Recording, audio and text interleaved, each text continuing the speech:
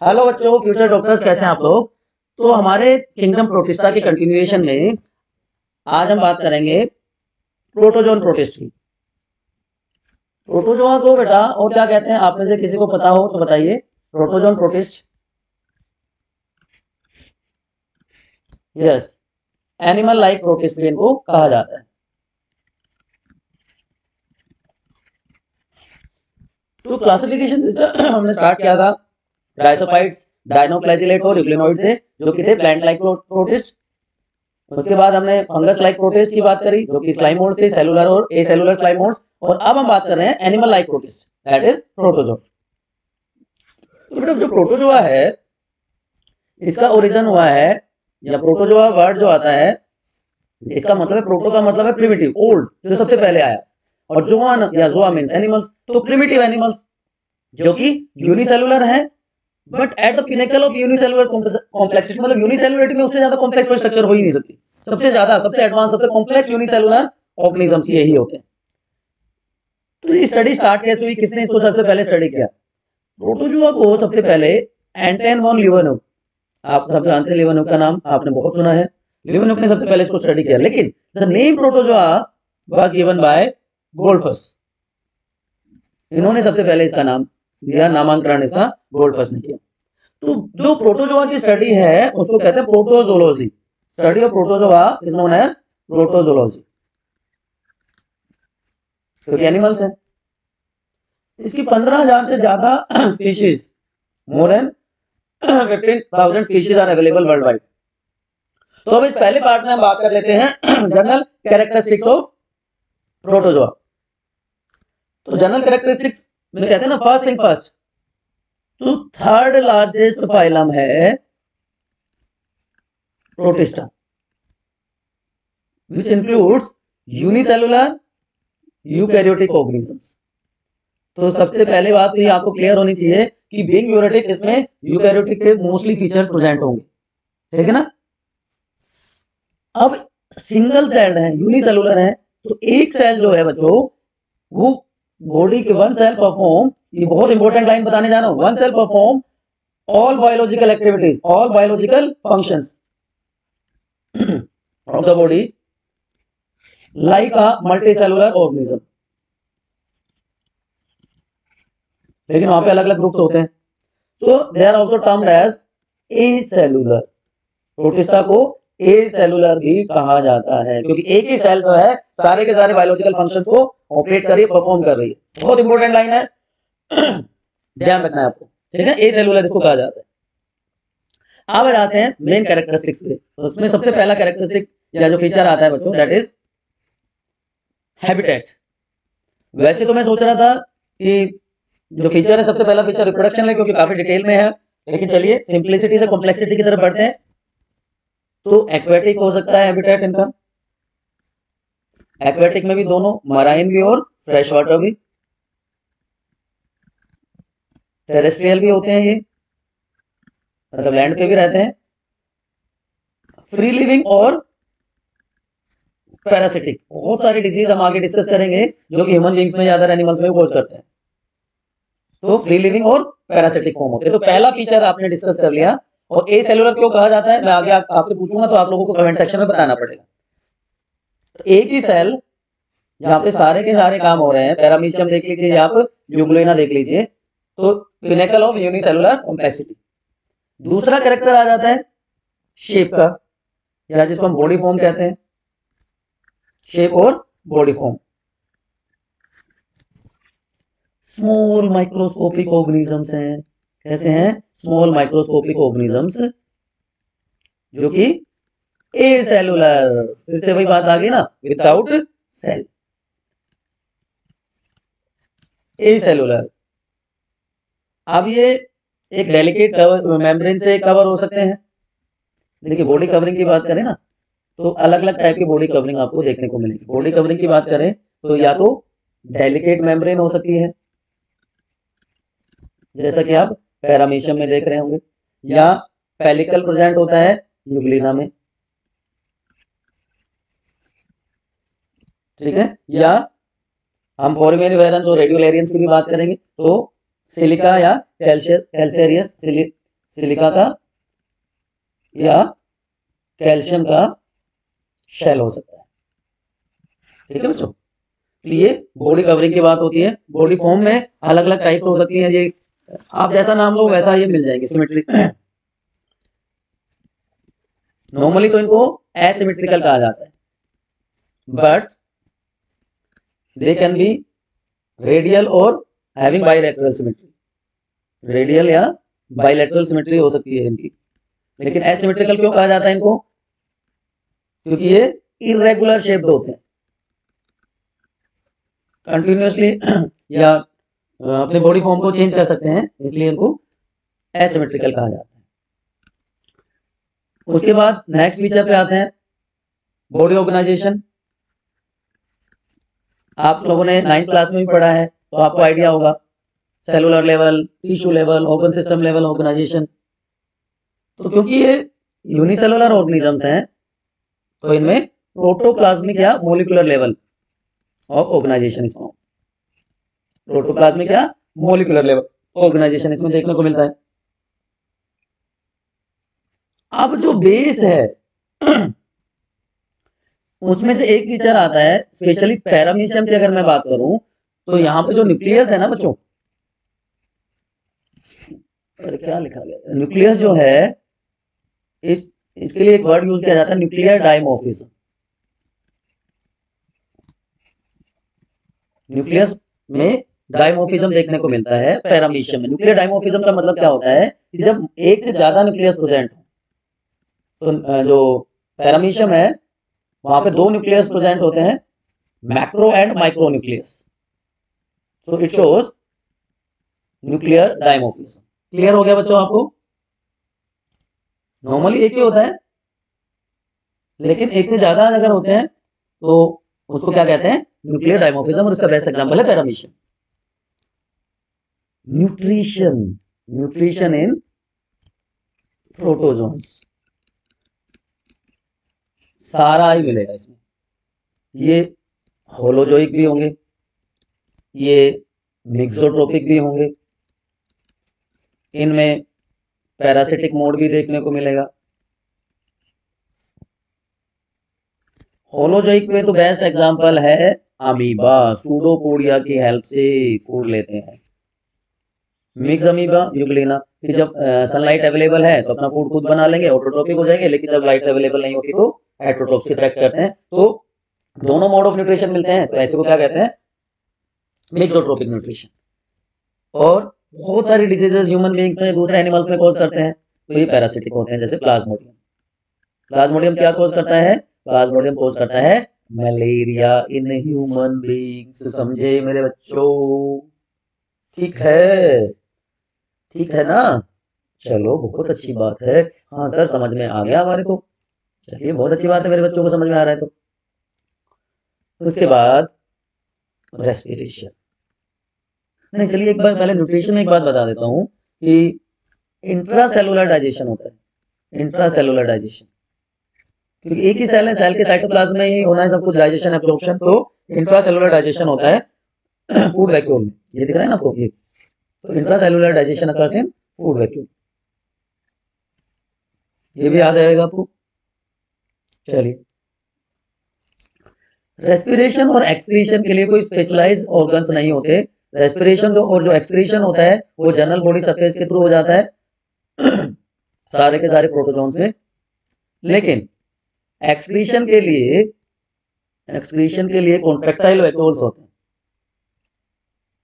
Fresh water protozoans में excretion के लिए कॉन्ट्रैक्टाइल वैक्यूल प्रेजेंट होता है। Contractile vacuole help in osmoregulation. लेकिन रेस्पिरेशन जनरल बॉडी सरफेस के थ्रू होगा। एक्वेटिक एनिमल्स हैं, इसलिए इनको क्या कहते हैं? Ammonotelic. Ammonia is the chief excretory waste. अब जो कैरेक्टर बताने वाला हूं आगे के, तो ये बेस है, ये डिटेल में है। तो पहला है लोकोमोशन।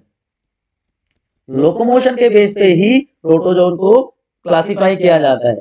तो 4 तरह के लोकोमोटरी ऑर्गन्स बच्चों यहां पे देखने को मिलते हैं। सबसे पहले होते हैं सूडोपोडिया, तो amoeboid protozoans. Second one is known as flagella, flagellated protozoans. Third one is known as cilia, ciliated protozoans, and fourth one are known as sporozoans. ये वो प्रोटोजोन्स हैं जिनमें कोई लोकोमोटिव स्ट्रक्चर नहीं होती, no locomotive structure is present. So this is the basis of classification. इसको हम discuss करेंगे डिटेल में इस टॉपिक के बाद, कैरेक्टरिस्टिक्स के बाद हम क्लासिफिकेशन को ही डिस्कस करने वाले हैं। और लास्ट पैरामीटर जो आपको मैं बताने वाला हूं, रिप्रोडक्शन, इसको थोड़ा सा डिटेल में पढ़ेंगे हम, क्योंकि थोड़ा सा वैरायटी यहां देखने को मिलती है। ठीक है, तो रिप्रोडक्शन स्टार्ट करते हैं। दो टाइप का रिप्रोडक्शन इनमें अवेलेबल होता है या देखने को मिलता है, asexual and sexual reproduction. Asexual reproduction mainly occurs through fission, और फिजन भी अलग अलग टाइप का होता है बेटा। यहाँ पे फिजन में आप कह सकते हो कि बाइनरी फिजन और मल्टीपल फिजन दोनों होते हैं, binary and multiple fission. Binary में भी किस एंगल के थ्रू ऑर्गेनिज्म की बॉडी को डिवाइड करता है, तो सिंपल बाइनरी फिजन अमीबा में होता है, ट्रांसवर्स बाइनरी फिजन पैरामीशियम में देखने को मिलता है, and longitudinal binary fission Euglena में होता है। तो simple, transverse and longitudinal binary fission, ये तीनों अलग अलग ऑर्गेनिजम्स में देखने को मिलते हैं।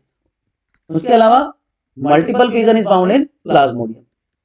दोनों का डिफरेंस मैं ऑलरेडी प्रीवियस वीडियोस में बता चुका हूं। बाइनरी फिजन में एक बार न्यूक्लियस डिवाइड करेगा, एक बार साइटोप्लाज्म डिवाइड करेगा, one nuclear division, one cytoplasmic division, one karyokinesis, one cytokinesis, लेकिन और इससे दो डॉटर सेल्स की फॉर्मेशन हो जाएगी। लेकिन मल्टीपल फिजन में जो न्यूक्लियस है वो बहुत बार डिवाइड करेगा, तो multiple karyokinesis followed by single cytokinesis. जब ये रप्चर हो जाएगा तो सारे के सारे बाहर निकल जाएंगे और नए ऑर्गेनिज्म डेवलप हो जाएंगे। तो multiple karyokinesis followed by single cytokinesis, that is multiple fission. Clear to everyone?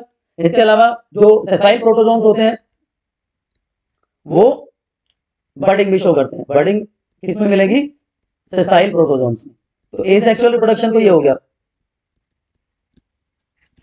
और जो सेक्सुअल रिप्रोडक्शन है, सेक्सुअल रिप्रोडक्शन बच्चों occurs with help of syngamy and conjugation. क्या होता है सिनगेमी? आप लोग कंफ्यूज हो रहे होंगे, क्या होता है कॉन्जुगेशन? अभी आपको बताने वाला। तो सिनगेमी एंड कंजुगेशन, कॉन्जुगेशन होता है पैरामीशियम में और सिनगेमी होता है प्लाज्मोडियम में। तो ये सारे एक एक करके डिस्कस करते हैं। ठीक है, चलिए। तो बायोलॉजिकल प्रोसेस जिससे नए इंडिविजुअल की फॉर्मेशन होती है वो क्या कहलाता है? रिप्रोडक्शन कहलाता है। दोनों टाइप का है, एसेक्सुअल और सेक्सुअल। किसमें? प्रोटोजोन में। बात समझ आई? ये सर आ गई, ठीक है, बहुत अच्छी बात है अगर आ गई तो। अब एसेक्सुअल मैंने बताया था बाइनरी फिजन होता है, बाइनरी फिजन में भी दोनों टाइप मैंने आपको बताई, और उसके अलावा मल्टीपल फिजन होता है। इन दोनों के बीच में दो वर्ड हो रहे हैं, प्लाज्मोटोमी एंड प्लाज्मोगेमी। देखेंगे कैसे होता है। अब बाइनरी फिजन तीन टाइप का मैंने बताया था। सबसे पहले मैंने बताया था इरेगुलर या सिंपल बाइनरी फिजन, जो कि अमीबा में दिखता है। उसके बाद यूग्लिना में longitudinal binary fission, and paramecium में ट्रांसवर्स बाइनरी फिजन। सिरेटियम जो है, सिरेटियम में ऑब्लिक बाइनरी फिजन देखने को मिलता है।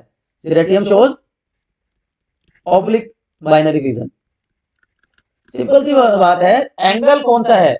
एंगल ऑफ सेल डिवीजन उसी के बेसिस पे कि लॉन्गिट्यूडनली डिवाइड कर रहा है, ट्रांसवर्स ऑब्लिक, उसी के बेसिस पे बाइनरी फिजन का नाम दे देते हैं। ठीक है, तो longitudinal cytokinesis along the longitudinal axis.